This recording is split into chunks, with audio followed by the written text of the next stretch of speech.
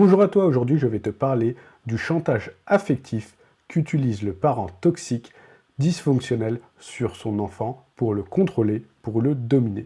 Il y a 7 signes importants à connaître qui doivent t'alerter lorsque cela se passe. Si ton enfant revient avec un comportement étrange, s'il semble inquiet, s'il semble coupable, s'il semble culpabilisé de quelque chose, s'il a peur de décevoir l'autre parent, c'est qu'il subit peut-être un chantage affectif. Il faut savoir l'identifier, c'est une violence psychologique, une maltraitance psychologique que le parent toxique dysfonctionnel fait sur son enfant. Le chantage affectif est créé par le parent toxique pour contrôler son enfant, pour qu'il soit dépendant de lui, pour le dominer. Aujourd'hui, je vais t'expliquer de 7 signes qui doivent t'alerter et comment accompagner ton enfant si ton enfant subit ce chantage affectif, un chantage affectif et émotionnel de la part de son parent toxique dysfonctionnel. Déjà, c'est quoi le chantage affectif? C'est quoi le chantage affectif sur un enfant?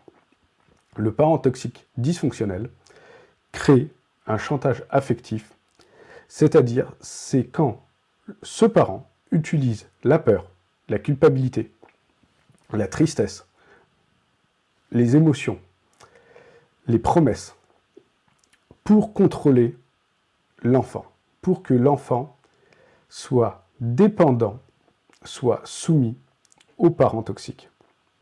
Ce n'est pas du tout de l'éducation, ce n'est pas de la maladresse dans le discours, dans la communication.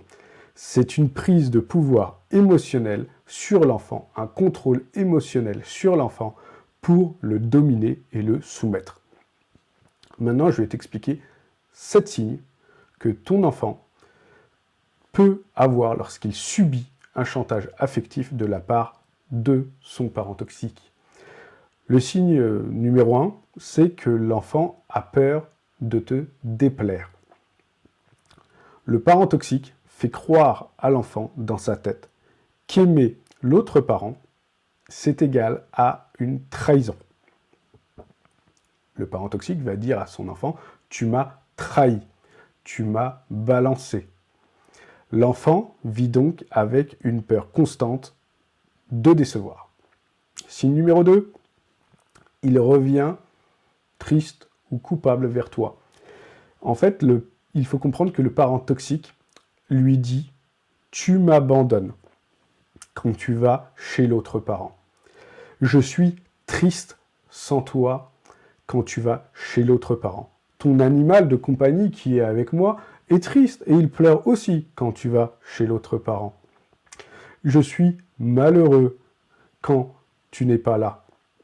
L'enfant donc porte le poids émotionnel sur ses épaules de la culpabilité imposée par le parent toxique. Signe numéro 3 ensuite, l'enfant va dire des phrases qui ne sont pas les siennes. Par exemple, il va pouvoir dire tu ne t'occupes pas assez de moi. Ce sont des phrases qui vont être en fait avec des mots et du vocabulaire qui ne seront pas compatibles avec son âge, en fonction de l'âge de l'enfant. Signe numéro 4, ensuite, il y a le fait que l'enfant teste émotionnellement. Il veut vérifier que tu vas toujours rester à côté de lui. Parce que justement, il a entendu l'inverse. Le parent toxique va dire « ton parent va t'abandonner, ton parent ne va pas être là demain pour toi, ton parent est marin, il va partir ». Donc à ce moment-là, l'enfant va stresser, va te tester. C'est un signe justement de survie émotionnelle, car ton enfant va avoir peur, une peur créée et une peur apprise et manipulée par le parent toxique. L'enfant va, en signe numéro 5, va également s'excuser tout le temps. Le parent toxique, vu qu'il utilise la culpabilisation comme arme, en fait, l'enfant se sent toujours pense toujours qu'il est en faute, pense toujours qu'il a tort, donc il va tout le temps s'excuser. Le signe numéro 6, c'est qu'il va changer l'enfant de comportement, selon le parent. C'est-à-dire qu'avec toi, en fait, il va être spontané, il va être joyeux, il va être lui-même, il va être naturel. L'enfant va avoir de la répartie. En fait, avec l'autre parent, il va juste jouer un rôle. Il va jouer le rôle que son parent veut qu'il a au moment donné. À chaque moment, il va jouer le rôle que son parent souhaite. C'est le signe en fait d'une pression psychologique et d'une violence psychologique invisible, d'une maltraitance sur les épaules de l'enfant. Il ne peut pas être lui-même. Le signe numéro 7, c'est que l'enfant devient l'enfant sauveur. Il est là pour rassurer le parent, à lui dire « Ne t'inquiète pas, je suis aussi là.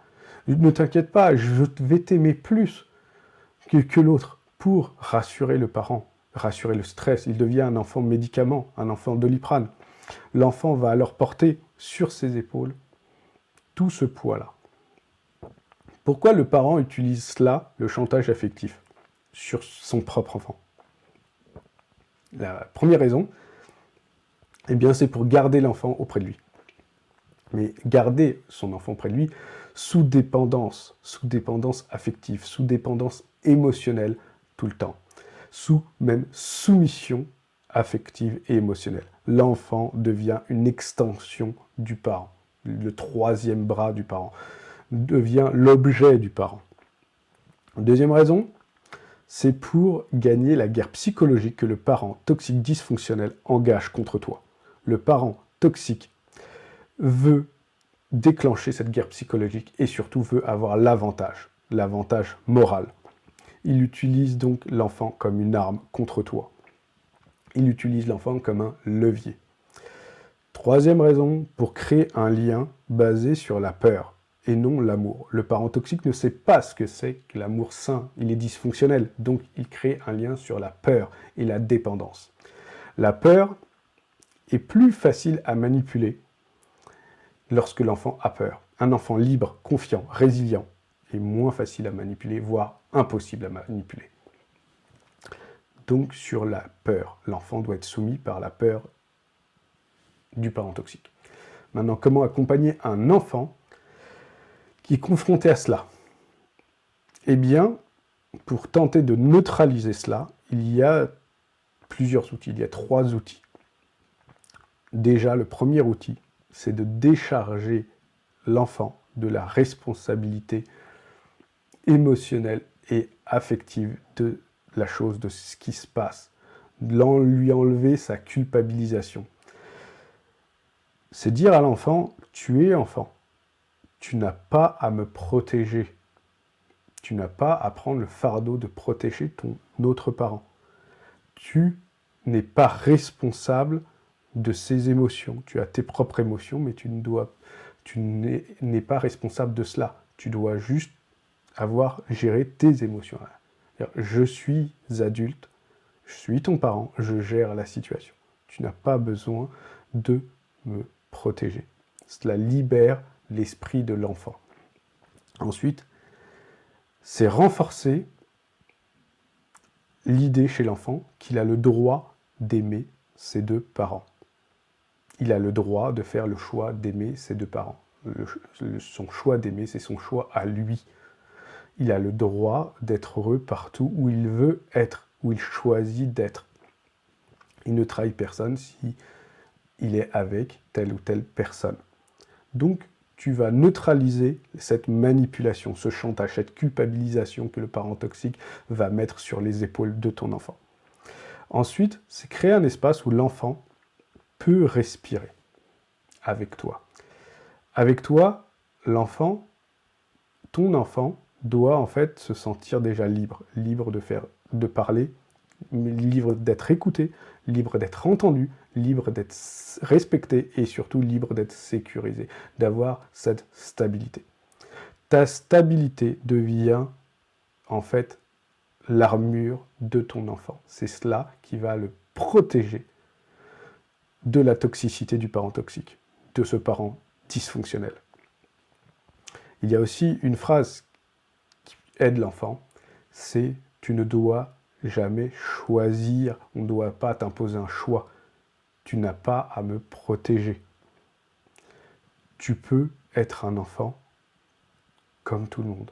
je suis là, je suis à tes côtés et je serai toujours là. Donc, si tu veux reprendre la place centrale de ta vie, contacte-moi.